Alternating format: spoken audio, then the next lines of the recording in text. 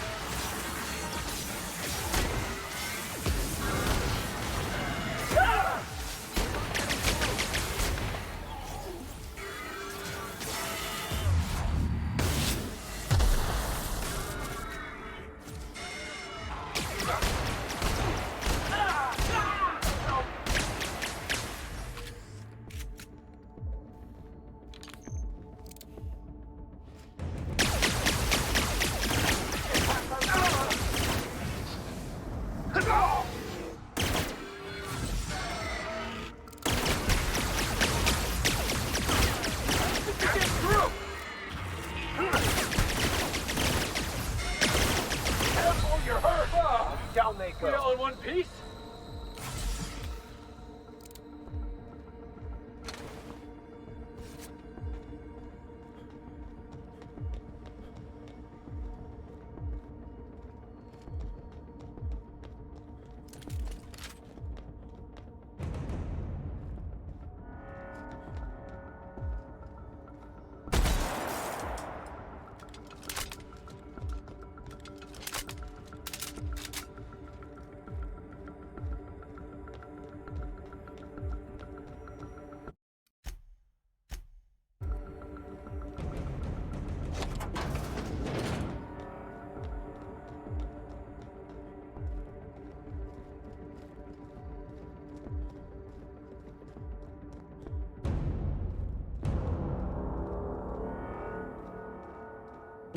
Why won't you just die?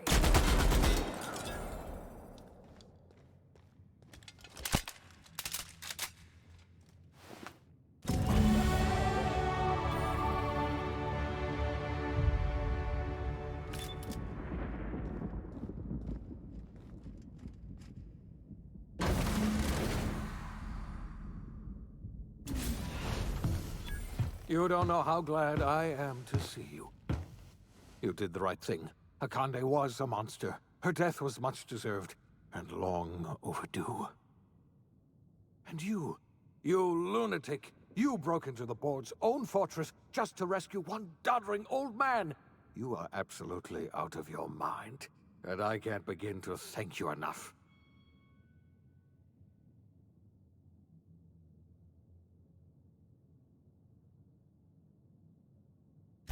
I'm all right, thanks to you. Akande wanted my cooperation. I'm quite sure she would have beaten it out of me if you hadn't arrived.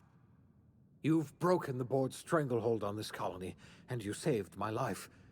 But there's still so much we have yet to accomplish. You and I are going to have to work harder than ever to save Halcyon. I'm afraid the situation is far worse than any of us ever anticipated. Earth has gone dark. We haven't received a single message in 3 years. There's been no communication, no signals, nothing. 2 years ago, the Earth's Directorate's frigate disappeared on their way back to Earth. We don't know what they discovered when they arrived, or if they arrived at all. Hold on, Doc. Are you telling me the Earth went dark 3 years ago, and the board's just been covering this up? They've been incredibly effective at concealing the truth. Right now, the only people in the colony who know are standing in this room. Earth is only an idea to us, but that idea is the bedrock the colony is built upon. If people were to find out it's gone dark, the shock could be too much to bear. I don't want to imagine what'll happen once news gets out. Let's just keep this between us for now. We're in serious trouble, my friend. Do you know what this means for Halcyon?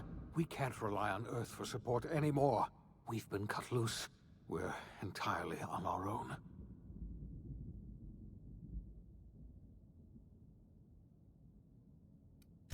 Yes, yes.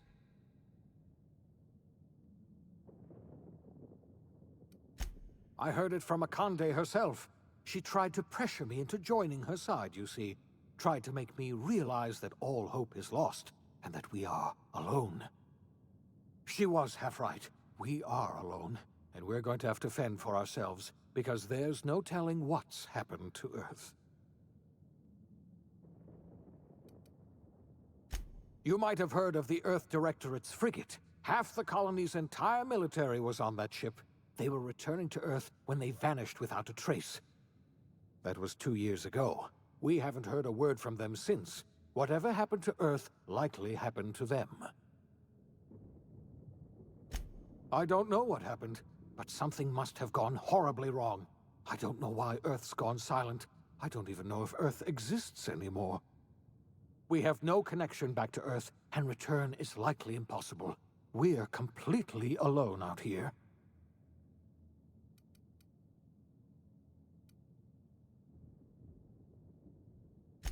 I wasn't trying to hide the truth from you, but after all you've done, I owe you an explanation. Yes, I experimented on the Hope's colonists. Each of my experiments ended in catastrophic failure. Each of my subjects died in agony. You are my first and only success. I didn't tell you about the others because I didn't want to burden you. My failures are my own to bear, not yours.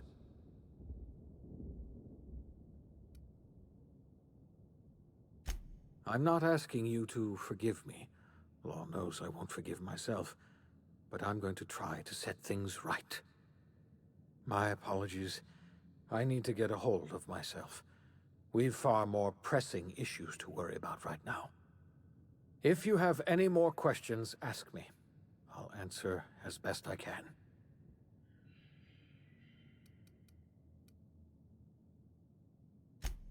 Yes, we do. You've done a marvelous thing. You've succeeded where anyone else would have failed, including me. We must begin the revival process immediately, starting with the Hope's brightest minds, and then we're going to fix this damn colony, one problem at a time. We're going to need a leader, and I can't imagine a better person for the job than you. What do you say, old friend? Will you help us?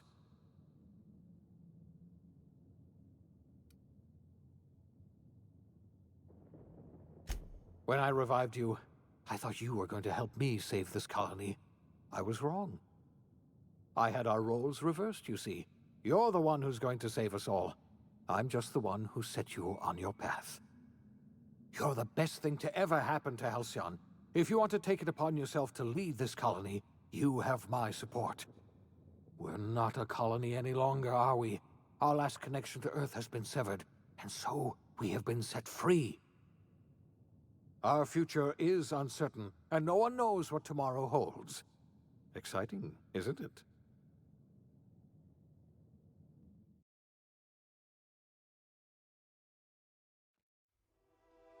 The OSI teaches that everything in the universe happens according to the grand plan. But the stranger that arrived in Halcyon was an unplanned variable. From the moment he landed in Emerald Vale, his actions altered the course of history. The events on Tartarus brought about the end of the board's authority. But the board's mistakes would haunt the colony for decades to come. The damage they left behind would require the work of a generation to repair. Dr. Phineas Wells began reviving a handful of the Hope's colonists: engineers, scientists, technicians, and intellectuals. They were among the brightest minds the Earth had ever sent out into the stars. The Hope scientists and engineers woke up in a colony descending headlong into total collapse. With no way to return to Earth, they had no choice but to band together and devote themselves to the cause of saving Halcyon. The people of Halcyon were nothing if not hardy. In the absence of the board's authority, many of the colony's settlements banded together with a single purpose in mind: survival. Life was especially hard in the years to come. Some towns dissolved by attrition and starvation, but most of them found a way to carry on. In the years to come, Halcyon was forced to reckon with its newfound freedom. The board was gone, and for better or worse, the colony was responsible for its own destiny. Between MSI's worker-centric policies and the Iconoclasts' manpower, Sanjar and Zora were able to rally many of the Terra 2 townships to their cause. MSI's workforce swelled, and the Iconoclasts enjoyed a significant surge in their ranks. The board was too distracted by infighting and internal politics to stop MSI from becoming a powerful corporation and a refuge for townships that might have fallen through the cracks. Sublight Salvage adapted to the changes in Halcyon, shifting their business model to suit the times. Their claims of legitimacy were scrutinized, but ultimately unquestioned. Lilia Hagen would continue to protect her family as ruthlessly as ever. The collapse of Edgewater left its workers bereft of any purpose in life. Most of them made their way to Adelaide McDevitt's camp, hoping to ingratiate themselves into her favor. Adelaide accepted only a few to her community. The rest were turned away and likely died of starvation. Nevertheless, Adelaide's camp grew into a well-established town. Adelaide McDevitt refused to cooperate with the ongoing effort to save Halcyon from collapse. A sympathetic deserter stole a copy of her research and delivered it to the Hope's scientists. It is unclear how useful Adelaide's research was. An optimistic estimate suggests her work may have bought Halcyon another few years of survival. Adelaide would never know. She died that winter. Under the leadership of Junlei Tennyson, the groundbreaker held firm against corporate influence. The ship's mechanical stability gave Junlei the time to educate a promising generation of engineers, schooled in her family's traditions. The future of the groundbreaker looks promising. The rediscovery of the Hope and the abandonment of the lifetime employment program forced Byzantium to come to terms with some uncomfortable realities about the state of Halcyon. While Byzantines were reluctant to surrender the luxuries they'd grown accustomed to, the board's diminished authority gave them little choice in the matter. Nearly everyone had to learn to make do with less. Some even had to get jobs. It was a dark time indeed. Ellie savored her adventures on the Unreliable. Once they were done, she returned to life as usual, running missions of dubious legality, shunning respectable work, and living life to the fullest. She meant to reach out to her one-time captain, but she was always bad at keeping in touch. Life in Halcyon was sobering for Felix Millstone. The grand revolution he dreamed of never came. There was no great awakening for the colony, no celebrations in the streets. There was only the hard, desperate work of trying to repair a broken colony. Felix never had a head for numbers, but if there was labor to be done, he was there to help. Eventually, Felix realized that the work of a revolution was done with two hands. As much as he enjoyed his adventures aboard the Unreliable, the Vicar, known as Max, eventually decided that it was time to move on, to live out the life he had sought so long to create. He knew there were many in the colony who carried burdens much worse than the ones he had struggled with, and he devoted himself to easing their suffering wherever he could. He only ever took up arms again to defend the defenseless. Unshackled from a lifetime of striving and fighting the universe and himself, Vicor Maximilian de Soto was finally at peace. Though Parvati eventually grew comfortable aboard the Unreliable, she never quite came out of her shell. She seemed to prefer the company of Ada to the crew, and she could often be found neck-deep in cables and grease, telling Ada funny stories from her childhood.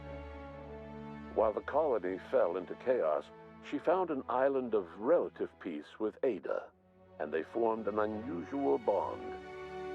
She decided to remain aboard the Unreliable permanently as its chief and sole engineer. As hard as she tried to drink them away, Nyoka's memories eventually overcame her. Traveling with the crew served as a constant reminder of the family she'd lost, and so she eventually returned to Mana to get back to what she found most comfortable: the deep end of a bottle and the far end of a trail. Few have seen her since, but travelers often swear they hear her and her machine gun in the night, screaming swears and spitting bullets. The SAM unit that accompanied you spread awareness of the product line's superior sanitation and maintenance capabilities across what was left of the colony. This led to a boost in SAM unit sales. Did you know that SAM units are the longest-lasting, toughest-acting cleaning solution in Halcyon? Minister Clark was released from house arrest, and his contact with you gave him a sense of renewed purpose and vigor. Once it became clear that no help would be coming from Earth, he threw his considerable efforts and talents into helping Halcyon manage the crisis before it. As for Dr. Phineas Wells, he spent his remaining years in his orbital lab. He eventually came to terms with his own past and was able to forgive the mistakes of his younger self by devoting his remaining years to serving the colony. In the end, Dr. Wells was able to save every scientist and engineer aboard the Hope. Over the next decade, nearly all of the Hope's remaining colonists were successfully revived. Halcyon saw a period of rapid technological and scientific advancement. Breakthroughs in dietary supplements saved the colony from starvation. Geoengineering projects and social reforms began to change the structure and character of the colony. Dr. Wells laid the groundwork for the project to save the colony, but he would never live to see the fruits of his labor. He passed away a few years later. His work was carried on by the scientists and engineers he revived. Today, Halcyon has stabilized. The people of the colony work hard to adapt to their new circumstances. Nearby colonies send aid and supplies. Life will never be easy in Halcyon, but for the first time in its history, there exists a sense of real, genuine hope about the future. And what about you, the unplanned variable in the history of Halcyon? Long after Wells passed away, you carried on his work with more energy, determination, and brilliance than he could ever muster.